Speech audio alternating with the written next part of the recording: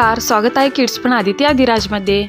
तर गणपती बाप्पांच्या विसर्जनानंतर येतो तो म्हणजे पितृपंधरवडा आणि त्यानंतर आपण आतुरतेने वाट पाहतो म्हणजे नवरात्री उत्सवाची। अश्विन महिन्याच्या पहिल्या दिवशी नवरात्राला सुरुवात होते। याच नवरात्रीला शारदीय नवरात्र असेही म्हणतात। नवरात्रीच्या पहिल्या दिवशी घटस्थापना केली जाते आणि त्यानंतर 9 दिवस 9 देवींची पूजा केली जाते। तर गेले 15 दिवस सोलापूर जिल्ह्यामध्ये पावसाचं वातावरण आहे आणि गेले 2 दिवस झाले पावसाने सुट्टी घेतलेली आहे। त्यामुळेच आम्ही आज गावदेवीच्या दर्शनासाठी आलेलो आहोत। तर सोलापूर जिल्ह्यातील माढा या तालुक्याचे ग्रामदैवत म्हणजे माडेश्वरी देवी। या देवीवरूनच माढा या शहराला नाव मिळाल्याचे मानले जाते। माडेश्वरी मंदिराला ऐतिहासिक महत्त्व असून छत्रपती शिवाजी महाराजांचे मेहुणे रावरावजी निंबाळकर यांनी या मंदिराचा जीर्णोद्धार केला होता। हे मंदिर हेमाडपंथी पद्धतीचे असून अश्विन महिन्यातील नवरात्रात येथे 9 दिवसाची मोठी यात्रा भरते। नवरात्रीतल्या 9 दिवसात आसपासच्या गावचे बरेच भक्तजन या देवीच्या दर्शनासाठी येतात।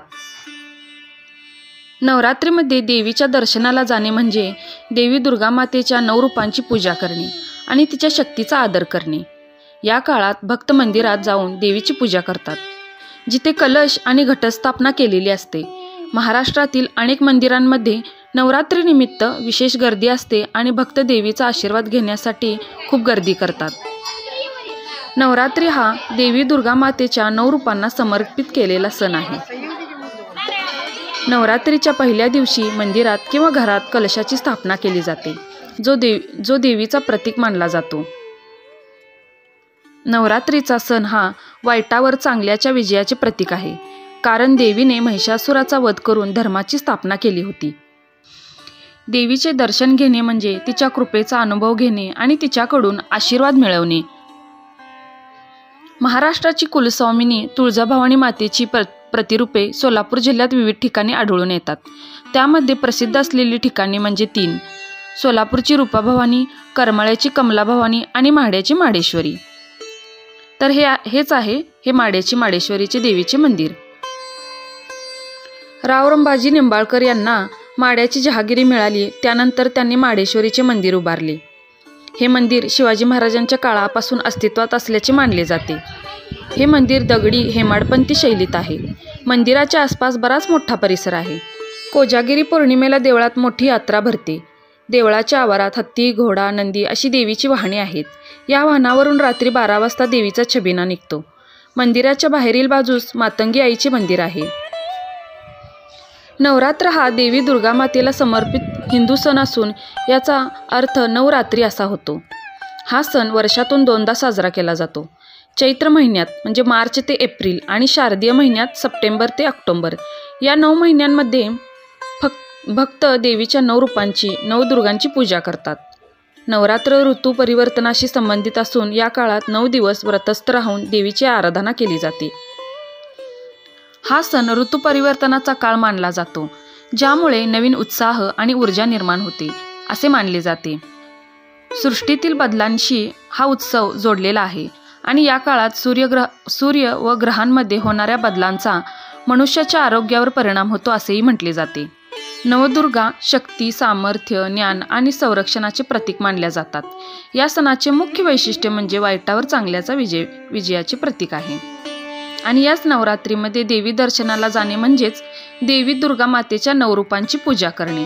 मग ती आपली गावदेवी असो आणि प्रत्येक गावानुसार ज्या देवी आहेत, ज्या गावामध्ये त्या ग्रामदेवीला सर्व भक्तजन जाऊन देवीचा आशीर्वाद घेतात। काही धार्मिक ग्रंथ आणि पुराणानुसार शारदीय नवरात्राचे विशेष महत्त्व सांगितलेले आहे। दुर्गा देवीचे नामस्मरण, आराधना, उपासना, जप यासाठी शारदीय नवरात्रीचा कालावधी अगदी शुभ लाभदायक आहे आणि सर्वोत्तम मानला गेलेला आहे। शरद ऋतूच्या प्रारंभी हे नवरात्र येत असल्यामुळे याला शारदीय नवरात्र म्हणतात।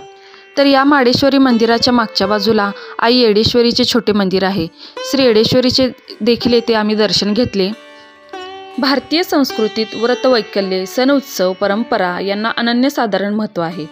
मराठी महिन्यात विविध प्रकारचे सण उत्सव मोठ्या उत्साहात आणि आनंदात साजरे केले जाते। संपूर्ण वर्षभरात सर्वात महत्त्वाचा काळ म्हणजे चातुर्मास। आषाढी ते कार्तिकी एकादशी या कालावधीत असणाऱ्या चातुर्मासात अनेक विविध व्रतवैकल्य सण उत्सव साजरे केले जातात. चातुर्मासाला सुरुवात झाल्यानंतर श्रावणातील व्रतवैकल्य साजरे केले जातात. यानंतर गणेश उत्सव साजरा केला जातो आणि त्यानंतर येते ते नवरात्र. अश्विन शुद्ध प्रतिपदा ते नवमी या दरम्यान नवरात्र साजरे केले जाते. तर माडेश्वरी मंदिराला पूर्व आणि पश्चिम दोन्ही दिशेने प्रवेशद्वार आहे. तर हे पूर्वेकडील भागचे प्रवेशद्वार आहे. तर नवदुर्गांची पूजा केली जाते. तर ह्या नवदुर्गा कोण आहेत? नवरात्रीमध्ये ज्या नवदुर्गांची पूजा केली जाते त्या नवदुर्गा अशा आहेत. दुर्गेचे पहिले रूप शैलपुत्री, ज्याला पर्वताची कन्या असेही म्हणतात. दुसरी आहे ब्रह्मचारिणी, ज्ञान आणि कठोर तपश्चर्याचे प्रतीक असलेले देवीचे रूप. तिसरी आहे चंद्रघंटा, शांती आणि सौम्यतेचे रूप, ज्याच्या कपाळावर घंटेचा आकार आहे. चौथी देवी आहे कुष्मांडा, विश्वाची निर्मिती करणारी देवी. पाचवी आहे स्कंदमाता, कुमार कार्तिकेयची आई. सहावी आहे कात्यायनी, महर्षी कात्यायनाच्या कन्येच्या रूपात प्रकट झालेली देवी. सातवी आहे कालरात्री, अंधकार आणि वाईट शक्तींचा नाश करणारी देवी. आठवी आहे महागौरी, अत्यंत तेजस्वी आणि शुद्धतेचे प्रतीक असलेले रूप. नववी आहे सिद्धदात्री, सर्व प्रकारच्या सिद्धी आणि शक्ती प्रदान करणारी देवी. अशा ह्या नवदुर्गा असून ह्या नवदुर्गांच्या रूपांची विविध ठिकाणी गावभागानुसार नवदुर्गांची देव्यांची पूजा केली जाते या नवरात्रीमध्ये. आणि नवरात्री मागील इतिहास म्हणजे असा की महिषासूर नावाच्या असुराशी प्रतिपदा ते नवमी असे 9 दिवस युद्ध करून देवीने नवमीच्या रात्री त्याला मारले. त्यानंतर तिला महिषासूर मर्दिनी म्हणू लागले. रामाच्या आणि दुसरा इतिहास म्हणजे असा की रामाच्या हातून रावणाचा वध व्हावा या उद्देशाने नारदाने रामाला नवरात्रीचे व्रत करायला सांगितले. नंतर हे व्रत पूर्ण केल्यानंतर रामाने लंकेवर आक्रमण करून शेवटी रावणाला ठार मारले. तर मला माहीत असलेल्या नवरात्रीच्या मागे अशा 2 ऐतिहासिक किंवा पौराणिक अशा 2 कथा आहेत. आणि माडेश्वरीचे छान असे दर्शन झाले आणि दर्शन करून आम्ही परत निघालो.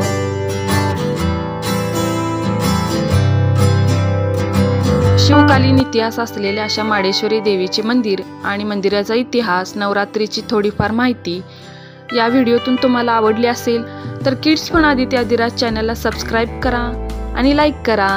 धन्यवाद.